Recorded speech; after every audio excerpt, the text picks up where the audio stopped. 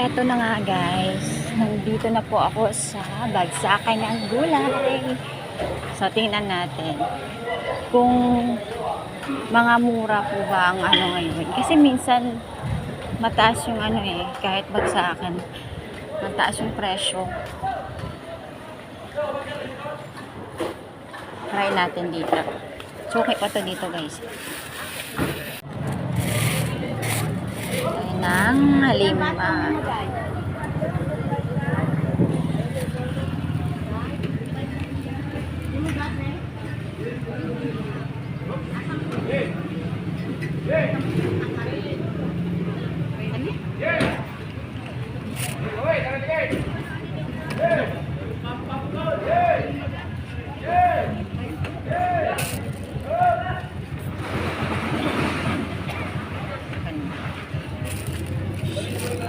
Add to cart.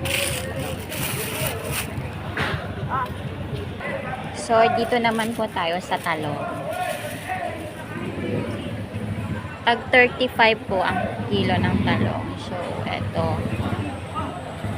Mga 1 kilo, marami na So, 35 po dito.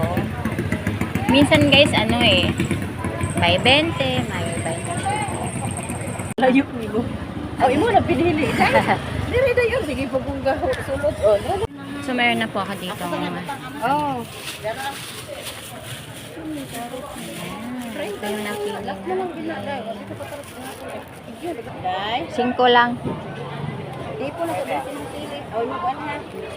Kera.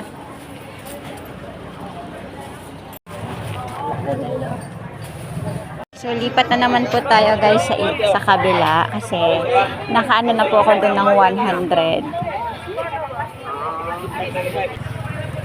Tumaas ng konti ang kalang presyo. Kasi dati, nung napunta ako, previous punta ko po dito yung talong, 15 lang, 20 lang, yung kilo. Tapos ngayon, nag-increase ng konti. So, eto, try po natin dito. Maraming bumibili po guys kapag bagsakan. Ilan ni kamatis kay? Meron pa po akong 85. So, pwede pa to. Ang ganda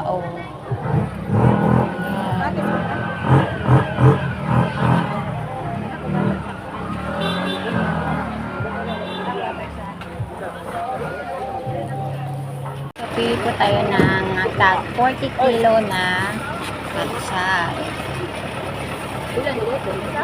40 daw. Ay! Strong green.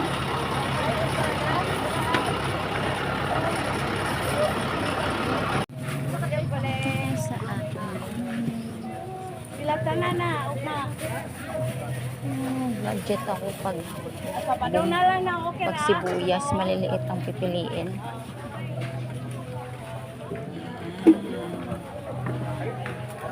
Kani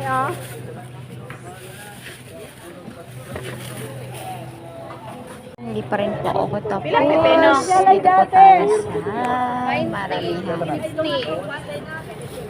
Luya, 140 ang kilo. So, medyo tumaas talaga. Imote? Akong 40. I know, 35. So, ano natin sa 35?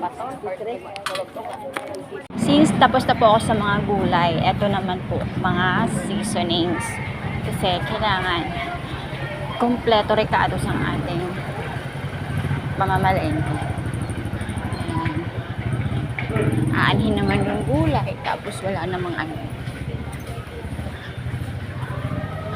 Aanhin ko yung binili kong gulay kung wala naman akong sauces, soy sauce, ganyan.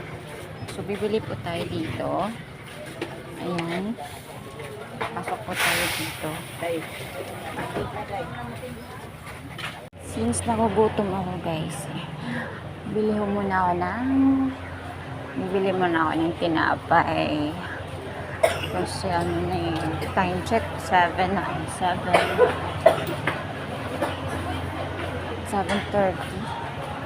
Ayun.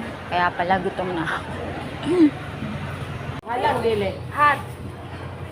Ako lang bolos na sa bolos ni hat. Oh, ilan na inday? 35.